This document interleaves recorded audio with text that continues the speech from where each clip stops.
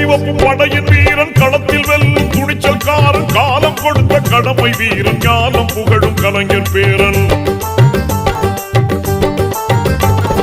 கருப்பு சிவப்பு படையின் வீரன் களத்தில் வெல்லும் துணிச்சல்காரன் காலம் கொடுத்த கடமை வீரன் ஞானம் புகழும் கலைஞர் பேரன் திருக்குவளையின் வழியில் வந்த தமிழ் குருதி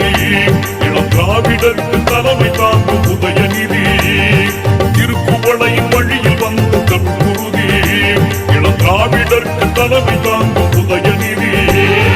கருப்பு சிவப்பு படையின் வீரன் களத்தில் வெல்லும் துணிச்சல்காரன் காலம் கொடுத்த கடமை வீரன் ஞானம் புகழும் கலைஞர் பேரன்